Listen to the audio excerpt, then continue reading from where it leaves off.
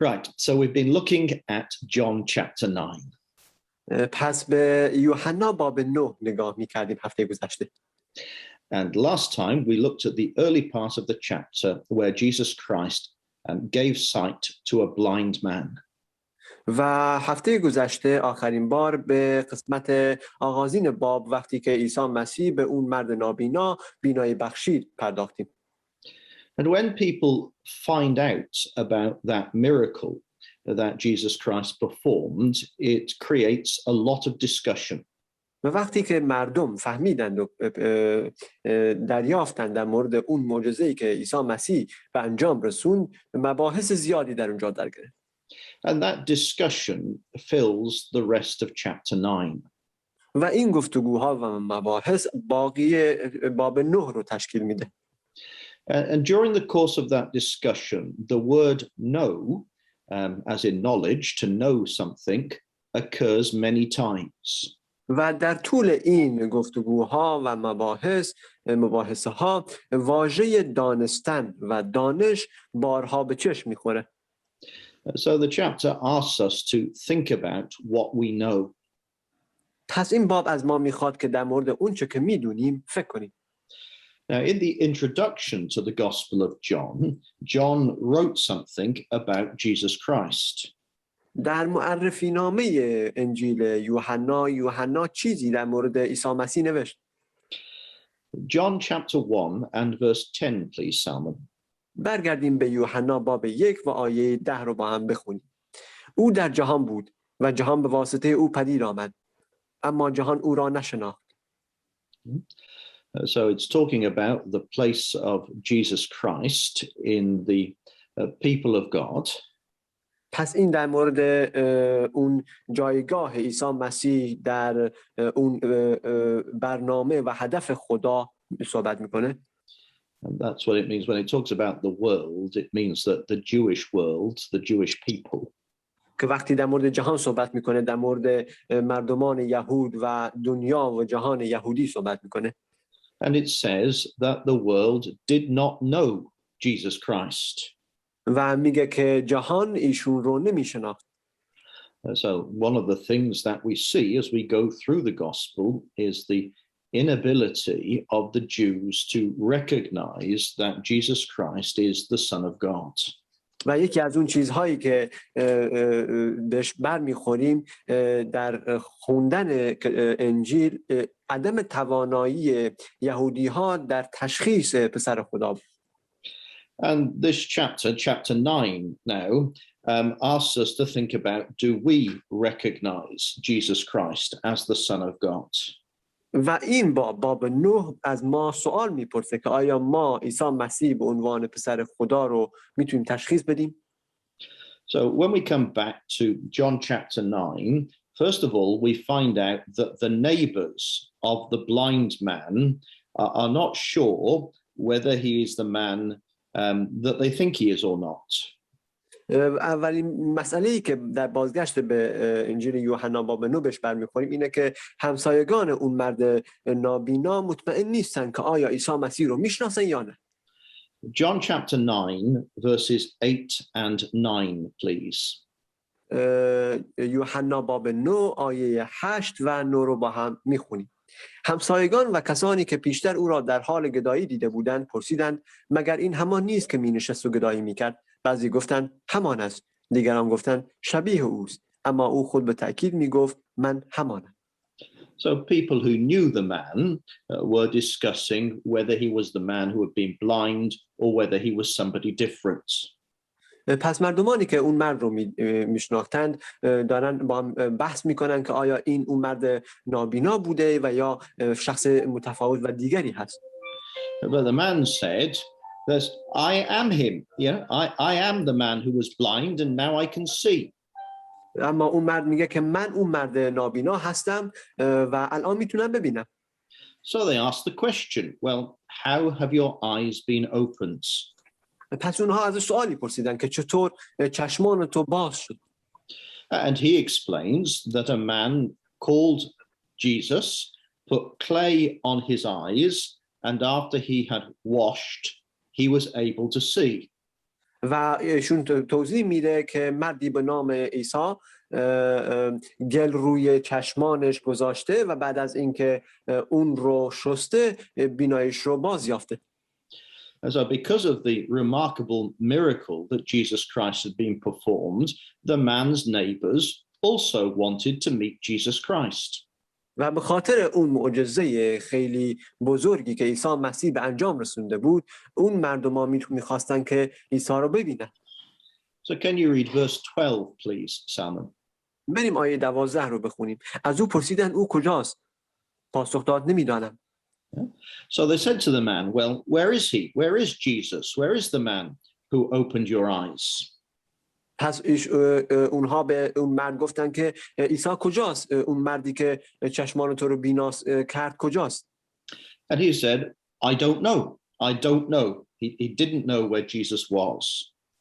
و ایشون پاسخ داد و گفت من نمیدونم. ایشون نمیدونست که عیسی کجاست. So the next verse says that they took the man who had been blind to the Pharisees. و آیه بعدی میگه که اونها اون مرد نابینا رو به نزد فریسیان بردن. And the chapter also notices that Jesus had healed this man on the Sabbath day. و این باب همچنان اشاره میکنه که عیسی این مرد رو در روز شبات دیده. So again, like the neighbors, the Pharisees asked the man, how had his eyes been opened?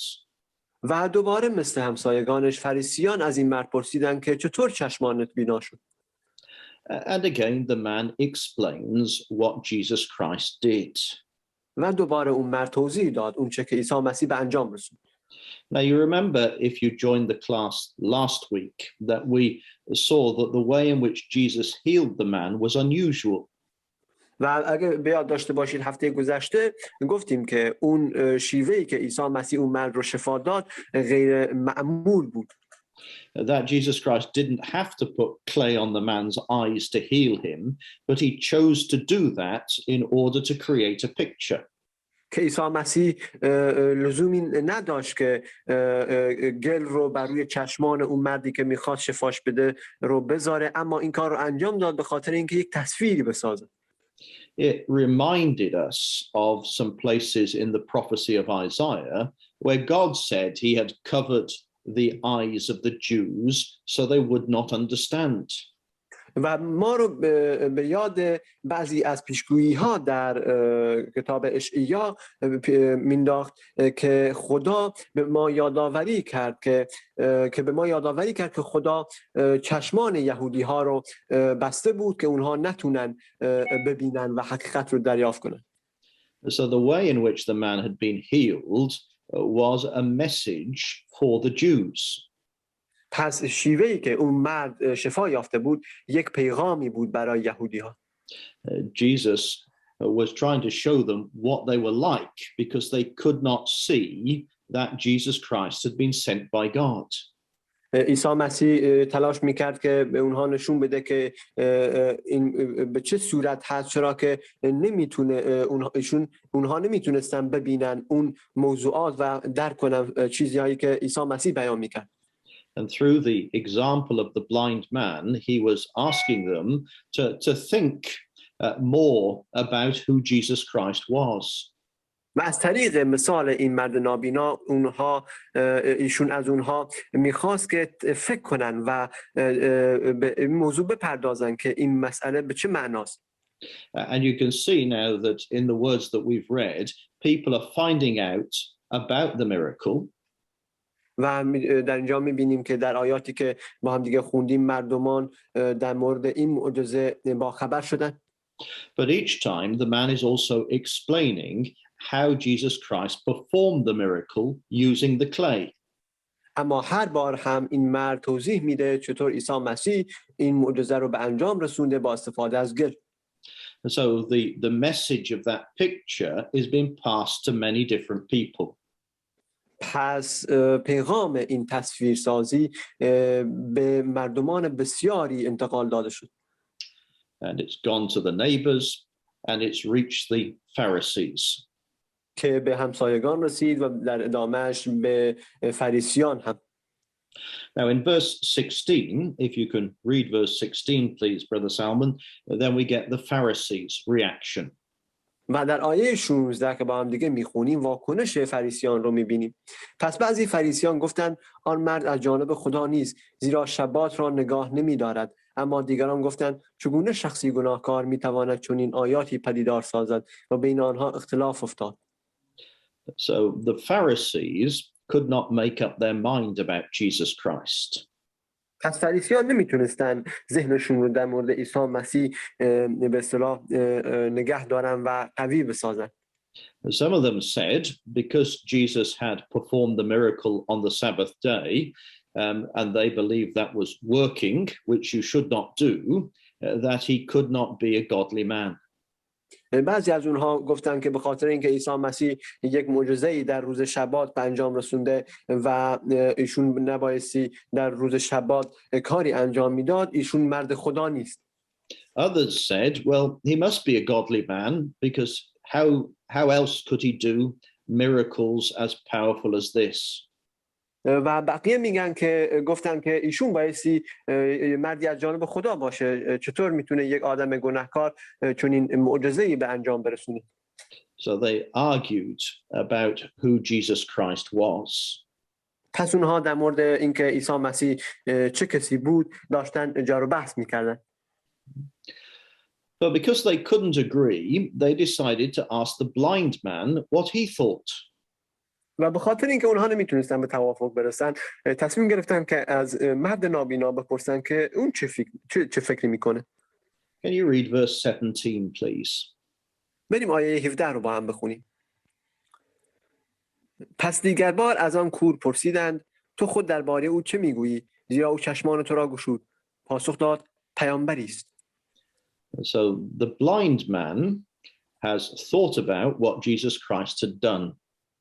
و اون مرد نابینا در مورد اینکه عیسی مسیح چه کاری انجام داده بود فکر کرده بود. And he has reasoned that because Jesus Christ did such a remarkable miracle that he must be a prophet. و دلیلش این بوده که این گونه دلیل آورده که به خاطر اینکه عیسی مسیح چنین معجزه‌ای رو به انجام رسونده بایستی پیامبر باشه. So while the Jewish religious men, the Pharisees, cannot agree about Jesus Christ, the man who used to be blind has decided on the basis of the knowledge of what Jesus has done that he must be a prophet. در حالی که فریسیان و رهبران یهود نمیتونستن توافق کنن در این باره که عیسی مسیح کی هست، اون مرد نابینا توانست که به این نتیجه برسه به خاطر معجزه‌ای که به انجام رسونده ایشون پیامبره. But the Jews that did not believe in Jesus Christ were not happy with that answer. و اما اون یهودی هایی که به عیسی مسیح ایمان نداشتن با این جواب خوشنود نبودن. So they decided to call the blind man's parents. پس اونها تصمیم گرفتن که اون مرد نابینا رو به اصطلاح والدینش بنامند. And they asked them whether or not the man is their son and whether or not he used to be blind. و ببخشید اون مرد نابینا از والدینش رو فرا خواندن و ایشون و ازشون پرسیدن، از والدین اون مرد نابینا پرسیدن که آیا این پسر شماست؟ آیا نابینا زاده شده؟ And if he used to be blind, then they asked the parents to explain, even though they've already been told, how it is that the man can now see. و اینکه آیا ایشون نابینا بوده، پس از والدینش پرسیدن که اگه ایشون نابینا بوده الان چطور میتونه ببینه؟ Do you ever behave like the Jews? و تا الان مثل یهودی ها ما رفتار کردیم؟ You can see what they're doing, can't you? That they're not getting the answer that they want, so they turn to somebody else to ask the question. و میبینید که در اینجا چیکار میکنن یهودی‌ها؟ اون جوابی که میخوان رو پیدا نمیکنن و سوال رو به کسی دیگه میسپارن. Yeah, men and women are often like that. If we don't get the answer that we want, we look for the answer somewhere else.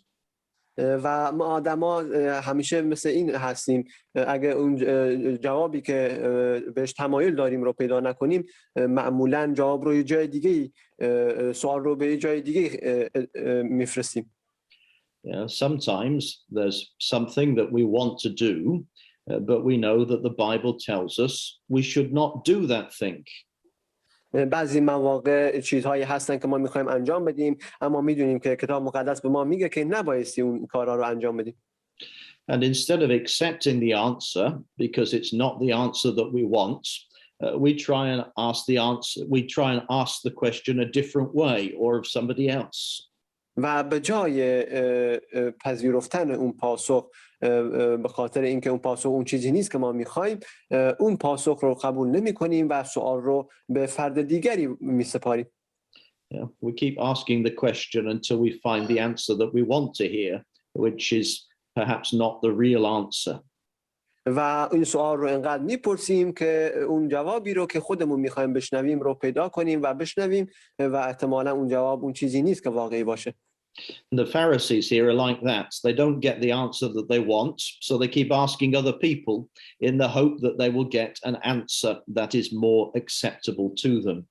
و فریسی ها این گونه هستند که اون جوابی که دوست دارن رو پیدا نمی کردن، بنابراین سوال رو مدام از دیگران میپرسیدن و به دیگران میسپاردن که شاید اون جوابی که مایلن بهش رو بهشون بدن. Now we get the answer from his parents to the Pharisees' question in verses 20 and 21, please.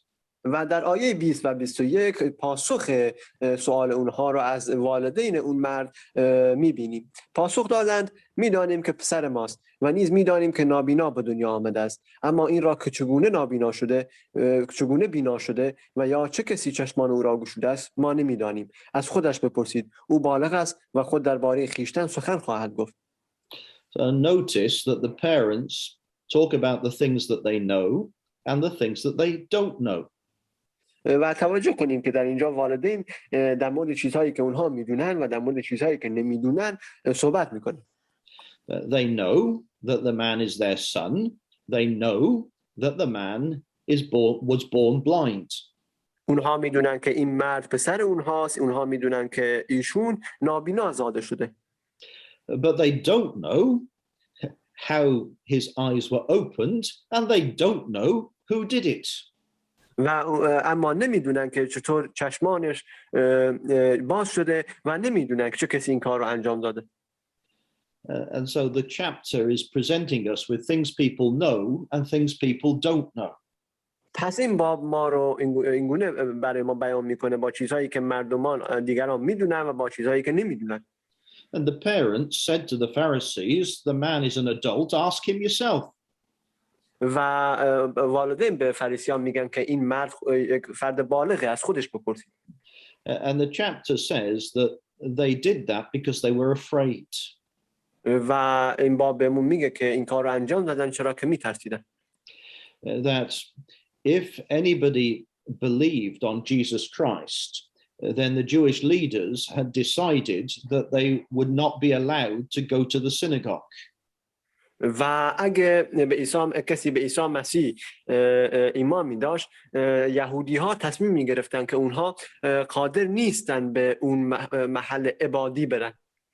Going to the synagogue was very important for Jewish people. و رفتن به اونجا برای مردمان یهود بسیار مهم بوده. It was central to their weekly religion and it was central to their culture. بسیار مهم بوده برای مراسمات مذهبیشون و همچنین برای فرهنگ اونها. So if they were refused entrance, then they would be separated from most other Jewish people. و اگه اونها مانع ورودشون میشدن، اونها از مردمان دیگر یهود متفاوت و متمایز میگشتن. So you can see the Jews were trying to persuade people not to believe in Jesus by the way they treated them. و در اینجا می‌بینیم که یهودی‌ها دارن تلاش می‌کنن که مردمان رو قانع کنن که عیسی مسیح رو به شیوهی که اونها دیگران بهش ایمان دارن به ایشون ایمان نیارن. And the parents of the blind man were afraid of the Jews not letting them in the synagogue, and so they didn't really want to answer the question. و والدین اون مرد نابینا میترسیدن که یهودی‌ها اونها رو راه ندن به اون مکان عبادی، بنابراین به اون سوال پاسخ ندادن. So the parents didn't give them the answer that they wanted. و والدین اون پاسخی که اونها منتظرش بودن رو به اونها نداد. Now let me just draw your attention to something. بذارید توجهتون رو به مسئله جلب کنم. So in John chapters 7, 8 and the beginning of chapter 9, Jesus Christ had been in Jerusalem.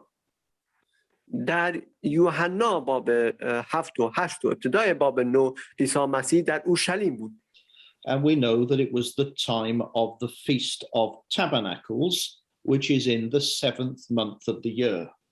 و میدونیم که این زمان اون مراسم تابرناکل بوده که در 7مین ماه سال به انجام میرسه. Now, the record continues through chapter 9 and into chapter 10. که این مراسمات تاریخی در موضوعاتی که توسط کتاب مقدس اینجا بیان شده در باب 9 و باب 10 ادامه پیدا میکنه. And in chapter 10 and verse 22, we are suddenly told that it's in Jerusalem at the Feast of the Dedication in the winter. و در باب 9 و 10 بهمون گفته میشه که در اورشلیم در مراسم میانه مراسمی در زمستان این اتفاق رخ داده. And that's 2 months later than the Feast of Tabernacles that we read about in the earlier chapters. و 2 ماه بعد هست اون مهمانی و سور و ضیافت که در بابهای اولیه در موردش خوندیم اتفاق میفته. And so that tells us that these conversations and discussions about the blind man and Jesus Christ that we're reading about in John chapter 9 lasted for 2 months. و به همون میگه که این گفتگو و مباحثه در مورد این مرد نابینا و عیسی مسیح که در موردش خوندیم 2 ماه طول میکشه. That the Pharisees opened a legal process. فریسیان یک فرایند و پروسه قانونی رو برای ایشون باز کردن. And when the chapter tells us that they called the parents or they called the blind man, they were calling them to a legal investigation. که وقتی باب بهمون میگه که اونها این مرد نابینا رو صدا زدن و خانواده‌اش و والدینش رو صدا زدن، دارن در مورد یک جستجو و یک مسئله قانونی دارن صحبت میکنن. And so like other legal processes, the different hearings were some days and time apart. و مثل همه موضوعات قانونی و پروسه‌های قانونی موضوعات دادگاهی و اینها در روزهای متفاوتی از ماهه. So these conversations that we're reading about don't come immediately after each other, but there's a period of time between them till the next legal hearing. و این گفتگویی که در موردش داریم میخونیم بعد از هم به صورت پشت سر هم نمیاد و مدت زمانی بین اونها فاصله میفته تا گفتگو و جلسه بعدی فرا برسه.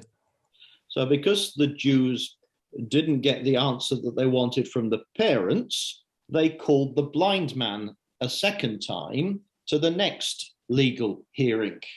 و به خاطر اینکه یهودی ها اون جوابی که منتظرش بودن رو از والدین ایشون نتونستن دریافت کنن، اون مرد نابینا رو برای بار دوم دوباره فرا خواندن. So we can read that in verses 24 and 25, please. که این رو میتونیم در آیه 24 و 25 بخونیم. پس بار دیگر آن مرد را که پیشتر کور بود فرا خوانده به او گفتند خدا را تجلیل کن، ما میدانیم که او مردی گناهکار است. پاسخ داد گناهکار بودنش را نمیدانم، تنها یک چیز میدانم و آن اینکه کور بودم و اکنون بینا گشتم. So they go to their Bibles and they say, we know that this man is a sinner. اونها رفتند و گفتند که ما میدونیم که این مرد گناهکاره. But we know that Jesus Christ was without sin. اما ما میدونیم که عیسی مسیح بدون گناه بود. And that the Old Testament had prophesied about the coming of the Savior who would have no sin. و پیمان قدیم پیشگویی کرده بود در مورد آمدن یک نجات دهنده که هیچ گناهی نداره. So they were wrong when they said that Jesus Christ was a sinner. پس اونها اشتباه میکردن که وقتی گفتن که عیسی مسیح یک گناهکاره. And it showed their bad attitude towards Jesus Christ. و این نشون دهنده طرز تفکر بد اونها نسبت به عیسی مسیح بود. But the blind man says, I don't know if the man is a sinner. اما مرد نابینا میگه که من نمیدونم اگه این مرد یعنی عیسی گناهکاره یا نه. But I do know that he performed a miracle that allowed me to see. اما اینو میدونم که ایشون معجزه‌ای به ثمر رساند که به من باعث شد که من اجازه داد که من ببینم. And by saying that, he's really, challenging whether or not Jesus Christ can be a sinner because of the power that God has given him. و با گفتن این داره اونها رو به چالش میکشه این مسئله رو که آیا عیسی مسیح میتونه گناهکار باشه یا نه، در حالی که قدرت خدا به ایشون داده شده که این معجزه رو به انجام برسونه. So even though they've been told before, the Jews ask again, well, how did he give you your sight? و هرچند که اونها قبلا بهش گفته شده بود، این فرد قبلا بهش گفته شده بود، عیسی رهبران یهود بهش گفتن که چطور این بینایی رو دوباره بازیافتی. But by this time, the man who was healed can see that the Jewish leaders are behaving badly and he is not happy with them. اما این بار اون مردی که الان میتونه ببینه داره مشاهده میکنه که رهبران یهود بد دارن رفتار میکنن و نسبت به این موضوع خوشنود نیست. Just read verse 27 and 28, please. آیه 27 و 28 رو با هم میخونیم. پاسخ داد من که به شما گفتم اما شما گوش نمیدهید. چرا میخواهید دوباره بشنوید؟ مگر شما نیز میخواهید شاگرد او شوید؟ ایشان دشنامش داده گفتند تو خود شاگرد اویی، ما شاگرد موساییم. You see what he says? Look, I've already told you. Why do you want to know? Do you want to be his disciple? که میبینید که داره چطور بهشون پاسخ میده که میگه من که به شما از قبل گفتم که چرا موضوع چیه، چرا میخواید دوباره این رو مسئله رو بشنوید؟ آیا واقعا میخواید بشید شاگرد عیسی مسیح؟ And they insult the man and they say, no, we are Moses' disciples. و به اون مرد توهین کردن اونها و گفتن که نه، ما شاگرد موساییم. Right. Now, in verse 29, we come back to what they know. و در آیه 29 ما برمیگردیم به اون چه که اونها میدونن. ما میدانیم خدا با موسی سخن گفته است، اما این شخص نمیدانیم از کجاست. We know that God spake through Moses. در اینجا میگن که ما میدونیم که خدا با موسی سخن گفته. But we don't know where Jesus Christ is from. اما نمیدونیم که عیسی مسیح از کجا اومده. That is, they are saying they don't know whether God has sent Jesus Christ. و این هست که اونها میگن که نمیدونن که آیا خدا عیسی مسیح رو فرستاده. Now look at the man's answer in verse 30. و به پاسخ این مرد در آیه 30 نگاه کنید. آن مرد در پاسخ ایشان گفت شگفتا، با اینکه چشمان مرا گشوده نمیدانید از کجاست. Now, what he's saying is, look, you are the religious teachers of Israel, and you don't know this. و داره بهشون میگه که شما رهبران مذهبی بنی اسرائیل هستید و این رو نمیدونید. Yeah, you don't know whether this man is from God, and yet he has performed an amazing miracle. میگه که شما نمیدونید که آیا این مرد از جانب خداست و این معجزه بسیار شگفت انگیز رو به ثمر رسونده. So he's really pointing out to the Jewish leaders how perverse they are in the attitude that they have taken to Jesus Christ. و در واقع دارن به رهبران یهود اشاره میکنه که چقدر اونها منحرفن نسبت به اون طرز تفکرشون نسبت به عیسی مسیح. He's saying, look, this man has done a miracle, a wonderful miracle. Surely that shows that he has been sent by God. که این مرد یک معجزه بسیار شگفت انگیز رو به ثمر رسونده، قطعاً این مسئله از جانب خدا به انجام رسیده. And you people are claiming to be Moses' disciples, but you can't recognize when God has sent somebody. و شما دارید ادعا میکنید که شاگرد موسی هستید، اما تشخیص نمیدید که وقتی خدا کسی رو میفرسته. So in the next verses, the man sets out how his understanding is growing. و در آیه بعدی اون مرد ادامه میده و نشون میده که چقدر فهمش وسعت پیدا کرده. Can you read verses 31, 32 and 33 please? آیه 31, 32 و 33 رو با هم میخونیم. ولی ما میدانیم که خدا دعای گناهکاران را نمیشنود، اما اگر کسی خدا ترس باشد و اراده او را به جا آورد، خدا دعای او را میشنود. از آغاز جهان تا کنون شنیده نشده که کسی چشمان کوری مادرزاد را گشوده باشد. اگر این مرد از جانب خدا نبود، کاری از وی بر نمی آمد. So the man says, well, look, God doesn't hear sinners. That is, God doesn't hear people who are following a life of sin and who are not trying to live in a godly way. در اینجا میگه که خدا گناهکاران رو صداشون رو نمیشنوه. خدا کسانی که زندگانی گناهکار رو ادامه میدن و راه ایشون رو درش قدم نمیذارن رو صدای اونها رو نمیشنوه. Yeah.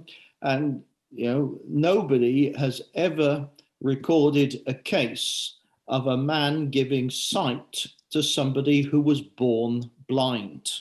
و هیچ کسی تا الان گزارش نکرده کسی تونسته باشه مردی نابینا زاده شده رو بینا کنه. So I conclude that this man, Jesus Christ, must have been sent by God. و نتیجه میگیرم که این مرد عیسی مسیح بایستی از جانب خدا فرستاده شده باشه. So earlier on in verse 17 he had said that he thought that Jesus Christ was a prophet. و از قبل زودترش در آیه 17 ایشون گفت که فکر میکنه عیسی مسیح یک پیامبر باشه. And he adds to that and says, well, from the things I know about what Jesus Christ has done, I know he must have been sent by God. و این رو پاسخ میده که از چیزهایی که میدونم نسبت به اون چیزهایی که عیسی مسیح به انجام رسوده، میدونم که ایشون بایستی از جانب خدا فرستاده شده باشه. And the Jews are embarrassed by the man's answer. و یهودی ها ناخشنود و به اصطلاح خیلی دست پاچه شدن با این پاسخ این مرد یهود. And that makes them angry.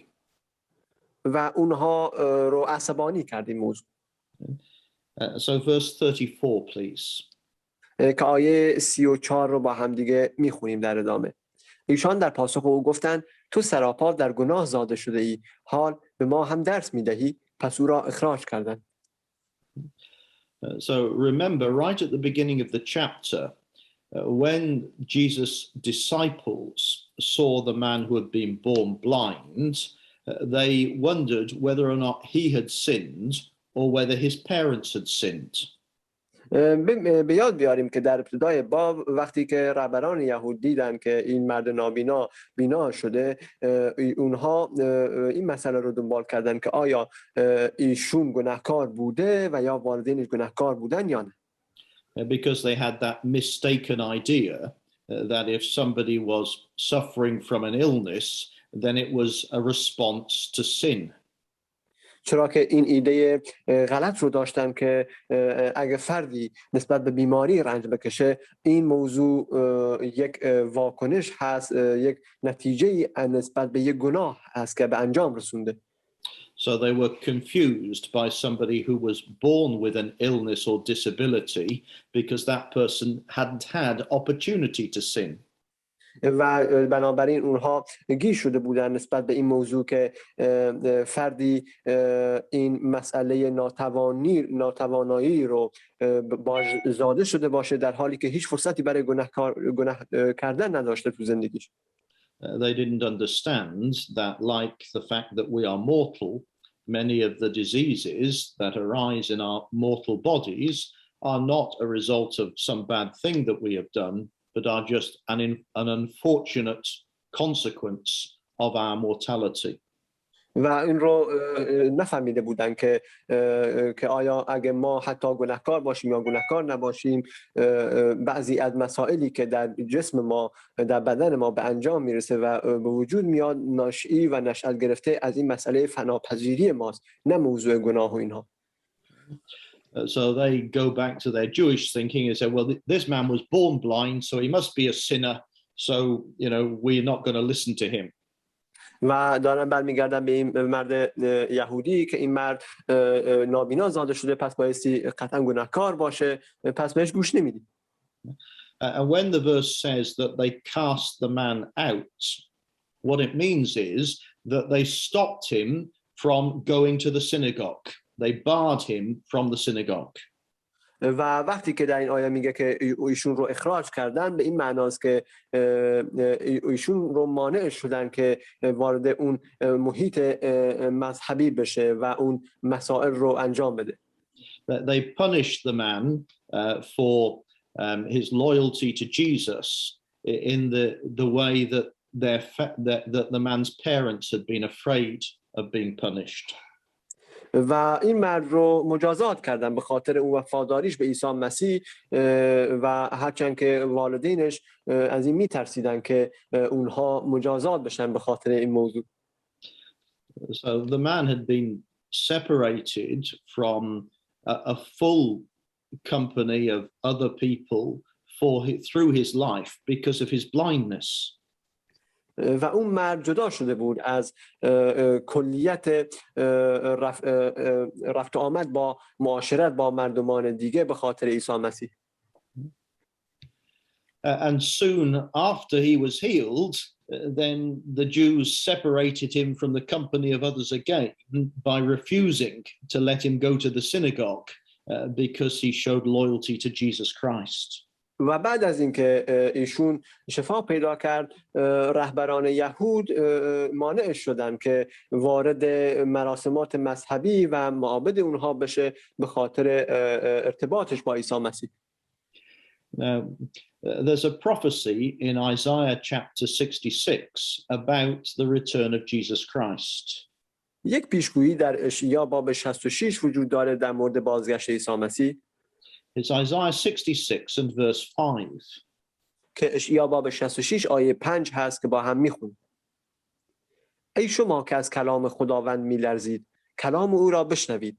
برادران شما که از شما نفرت دارند و به خاطر نام من شما را از خود میرانند، میگویند باشد که خداوند جلال یابد تا ما شادی شما را ببینیم، اما خود ایشان سرافکنده خواهند شد. So this is a prophecy addressed to believers, to people who respect and try and follow the word of God. و این یک پیشگویی هست در مورد ایمانداران که کسانی که راه خدا و خدا رو دنبال میکنند. And it notices that true followers of Jesus Christ are often hated by others.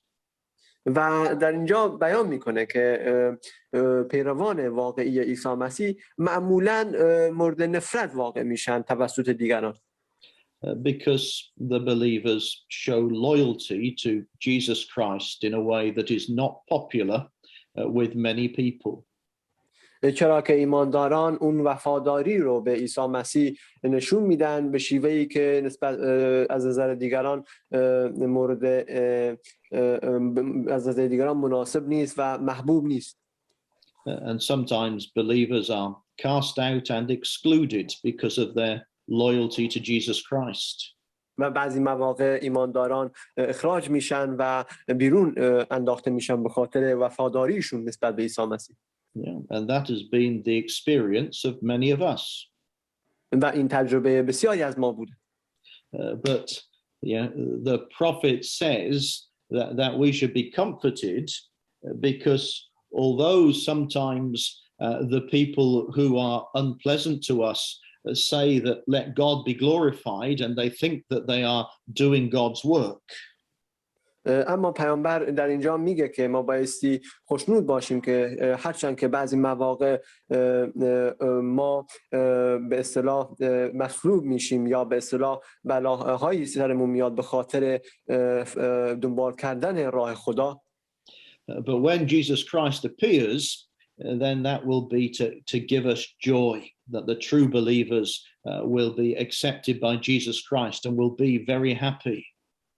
اما وقتی عیسی مسیح به ظهور میرسه دوباره ظاهر میشه اون شعف و شور رو به همراهی عیسی مسیح بهمون میده. And the people who thought that they were following God but had never recognized Jesus Christ will be ashamed. و اونهایی که فکر میکردن که خدا رو دارن دنبال میکنن و پیرو خدا هستن و هیچ وقت عیسی مسیح رو حساب نمیکردن اونها خجالت زده و سرفکنده خواهند شد. Now, John chapter 9 and the experience of the blind man then illustrates that verse. یوحنا باب 9 و تجربه اون مرد نابینا این آیه رو نشون میده. That they asked the blind man to give praise to God. که اونها از این مرد نابینا میخوان که خدا رو ستایش کنه. That was in John 9 and verse 24. که در یوحنا باب 9 و آیه 24 بود. The Jewish leaders thought that they were glorifying God. رهبران یهود فکر میکردن که اونها دارند خدا رو تجلیل میکنن. But they weren't. They were only interested in themselves. اما این گونه نبود. اونها فقط علاقه‌مند به خودشون بودن. And because of the healed blind man's loyalty to Jesus Christ, then they excluded him. They cast him out.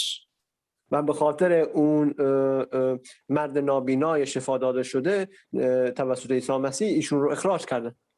But at the end of the chapter, Jesus Christ will appear to give the blind man joy.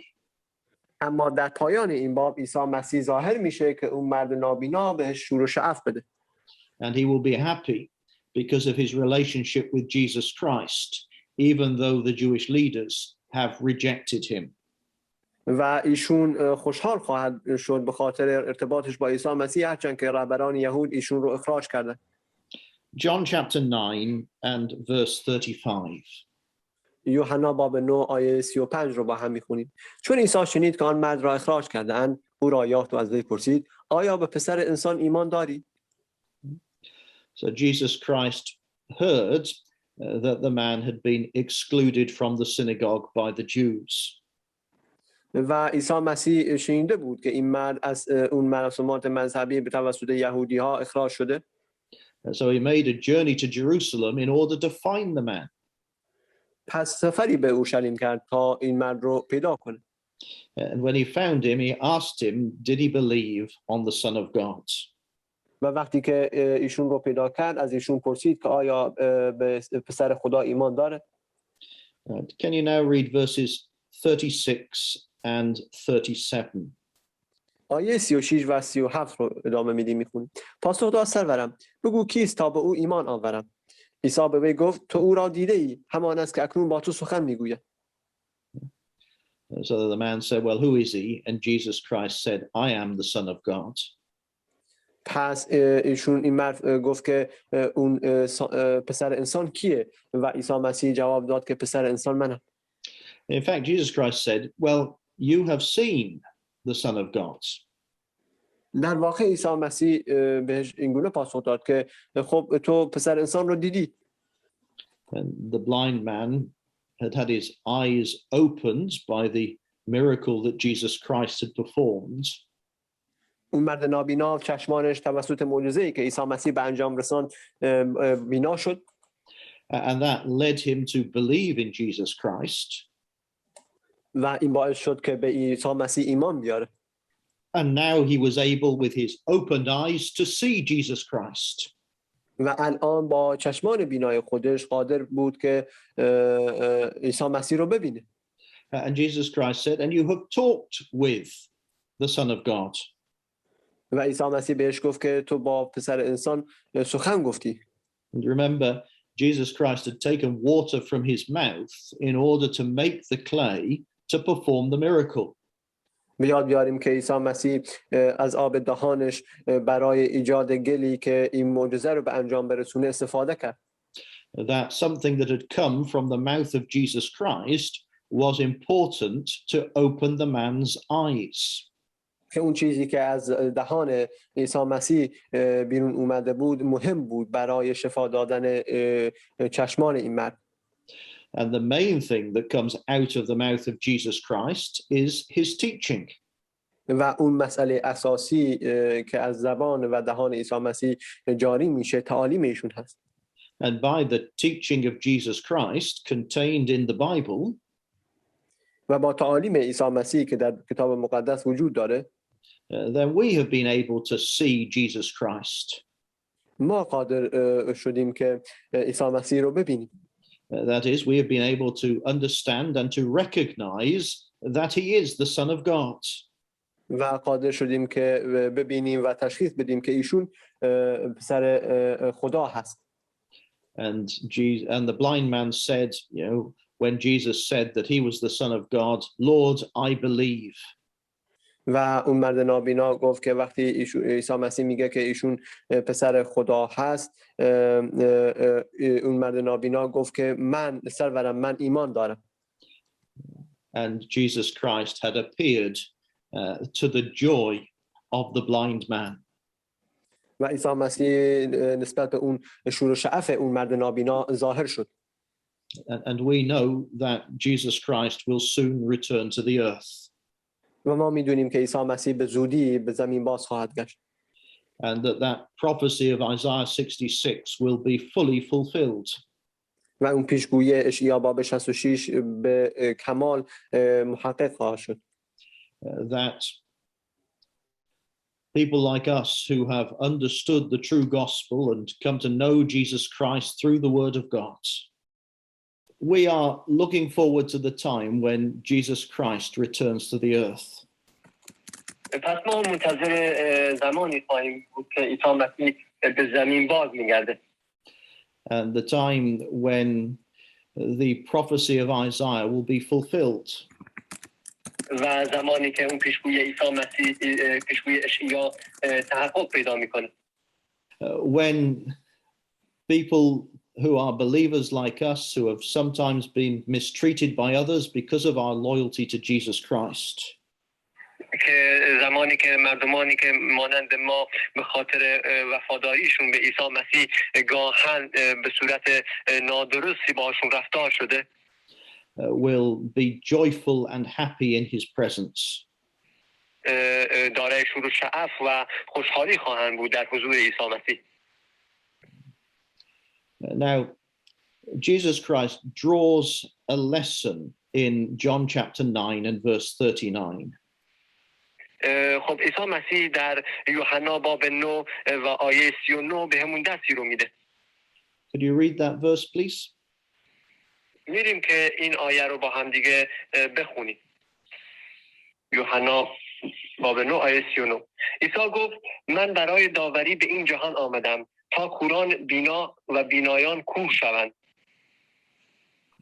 So Jesus Christ says that his work is a type of judgment. عیسی مسیح میگه که ایشون برای نوعی داوری به اینجا اومده. It shows the people who can see and the people who cannot see. نشون میده مردمانی که میتونن ببینن و مردمانی که نمیتونن ببینن. And that very often the people who claim that they can see are the people who do not really see at all. و معمولا مردمانی که ادعا میکنن که میتونن ببینن مردمانی هستن که در واقع اصلا نمیتونن ببینن. That the Jewish leaders said that they could see. و رهبران یهود گفتن که میتونن ببینن. That they claim to have a lot of knowledge about the Bible and to be able to teach others. اینها ادعا کردن که دانش زیادی در مورد کتاب مقدس دارن و قادرن به دیگران تدریس کنن. But Jesus Christ showed that they were really blind because they could not recognize Jesus Christ. و عیسی مسیح نشون داد که اونها واقعا نابینا هستند به خاطر اینکه اونها نمیتونستن عیسی مسیح رو تشخیص بدن. But people like the blind man had not been able to see naturally. اما مردمانی مثل اون مرد نابینا که به صورت طبیعی قادر نبودن که ببینن. But he had come to recognize Jesus Christ. اما اومدن که و تشخیص دادن عیسی مسیح رو. And to see in the most important way. و به شیوه بسیار مهم قادر بودن ببینن. And the miracle that Jesus Christ had performed when he opened the blind man's eyes و اون معجزه‌ای که عیسی مسیح به انجام رسوند وقتی که چشمان اون مرد نابینا رو بینا ساخت is a picture of what he has done for each of us. یک تصویری از اون چه که ایشون برای هر کدوم از ما به انجام رسونده رو به ما نشون میده. Because our eyes have been opened to the truth of the Bible about Jesus Christ and the purpose of God. چرا که چشمان ما به حقیقت کتاب مقدس در مورد عیسی مسیح و کلام خدا باز شده. A few of the Pharisees heard when Jesus Christ made that comment. و طبیعتاً اون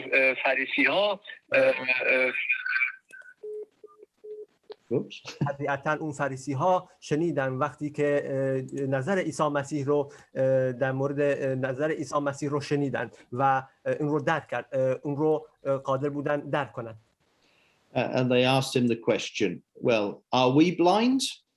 و اونها این سوال رو پرسیدن که خب آیا ما نابینا و کور هستیم؟ And he said, well, if you were blind, then you would not be at fault. You would not be sinners in this matter. و ایشون گفتن که خب اگه کور بودید گناهی نمی داشتید و از این جهت نمیتونستید ببینید. If you didn't have the information about Jesus Christ, if you hadn't seen the things that he had done, then you wouldn't be responsible for that knowledge. و اگه اون اطلاعاتی در مورد عیسی مسیح رو نمی داشتید و اون چیزی که ایشون انجام نمیداد رو نمی دیدید، مسئولیتی نسبت به این دانایی نداشتید. But you claim to see. اما ادعا دارید که می بینید. And indeed you have the knowledge that should allow you to recognize Jesus Christ as the Son of God. و اون دانش رو دارید، آگاهی رو دارید که بهتون اجازه بده که عیسی مسیح رو به عنوان پسر خدا تشخیص بدید.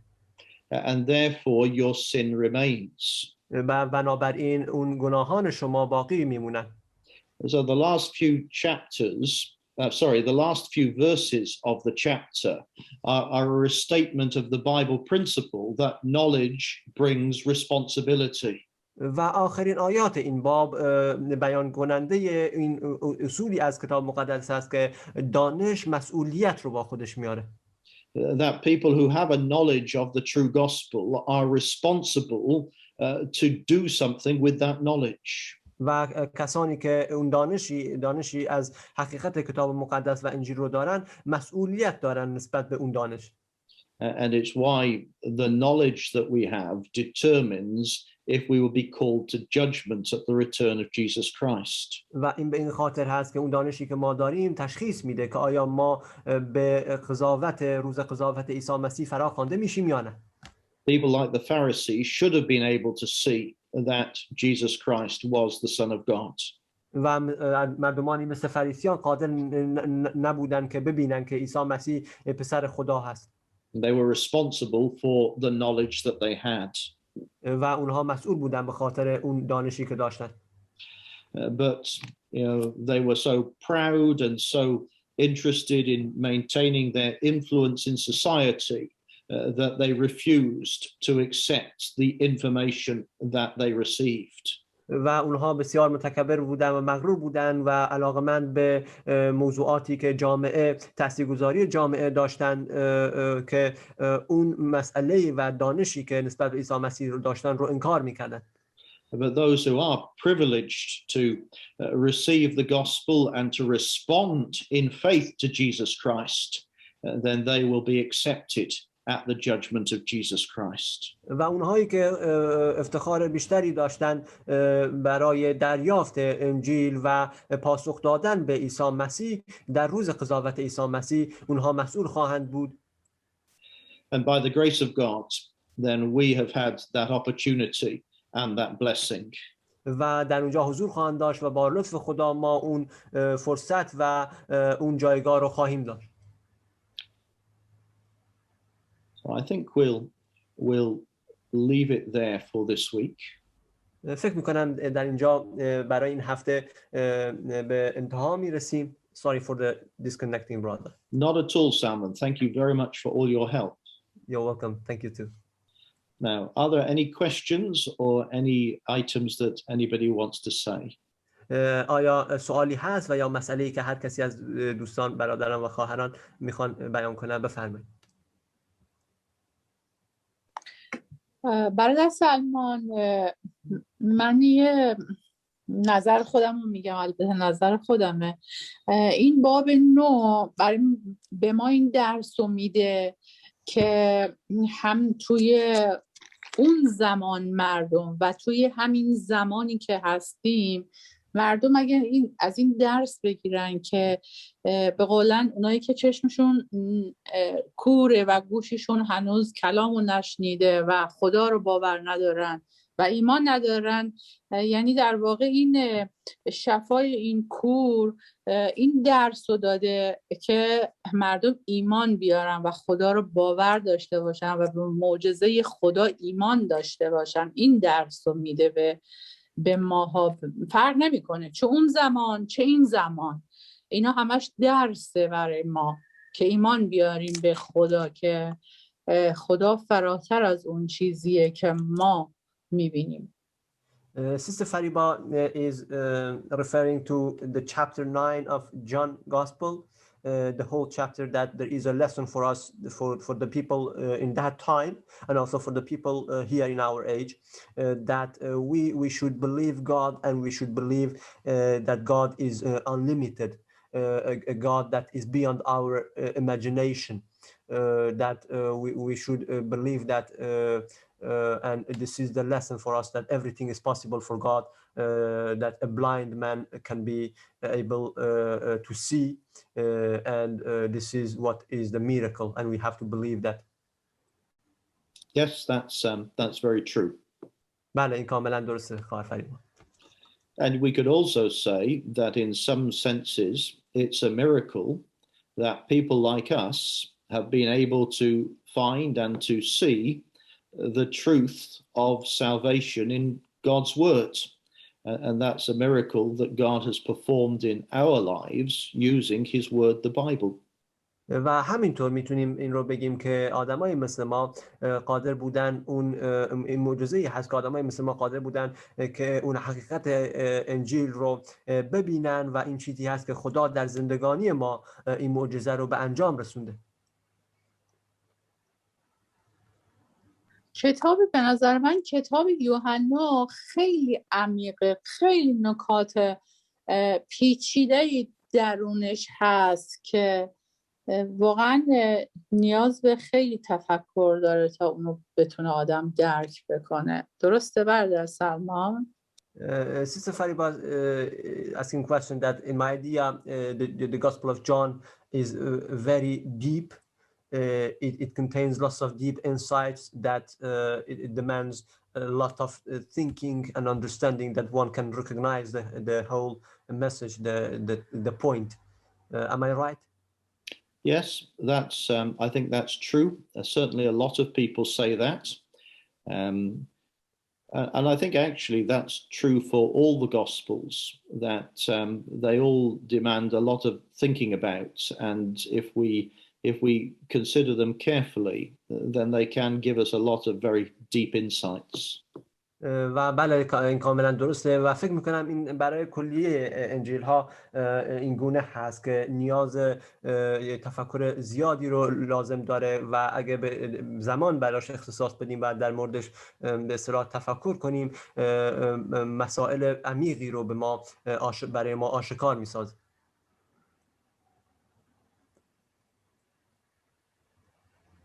من به نوبه خودم از شما برادر سلمان خیلی تشکر میکنم، با توجه که نتتونم قطع شد ولی تلاش کردید اومدید، واقعا زحمت میکشید، واقعا از صمیم قلبم براتون از خداوند بهترین ها رو آرزو میکنم و امیدوارم خیر و برکت این تلاشی که میکنی و برای ما وقت میذاری، مخصوصا برای ما ایرانی‌ها وقت میذاری، فارسی زبانان، و میای ترجمه میکنی، خیر و برکتش تو زندگی جاری بشه برادر. و همچنین برادر دیوید که وقت میذاره و برای ما درس میده. من واقعا ممنونم ازتون. روز خوبی داشته باشید. خواهش میکنم خواهر فریبا. حقیقتا من کاری نکردم، عیسی مسیح کسی نیست که من باشم یا نباشم کارهای ایشون انجام میشه، چه من باشم چه من نباشم. در اینجا منم یاد میگیرم، مثل همه اینم فرصتی برای من که من بیشتر یاد بگیرم، هم انگلیسی بیشتر یاد بگیرم، هم بتونم کتاب مقدس رو بیشتر یاد بگیرم و این باعث افتخار من هست. تشکر از لطفتون. Sister Fariba is appreciating the interpretation that I do and also the time that you put, and I said that this is not from my side, this is just the Lord's grace. Jesus is not someone that with me or without me his works be off. With me or without me he will do his own works. So this is a opportunity for me to learn the gospel better and deeper, and also to improve my English. Well, thank you, Salman. You do a very good job. We're very grateful for it. And it's, of course, true for me as well, that God's word will go out. And if we're not ready to try and do our part, then God will still succeed and he will use somebody else. Exactly. و همچنین برادر داوید هم میگن که برای منم همینطوره که کلام خدا کار خودش رو انجام میده، که اگه ما تلاش نکنیم که اون مسئله سهم خودمون رو ارائه بدیم، کلام خدا در هر صورتی موفق خواهد بود، با ما یا بدون ما.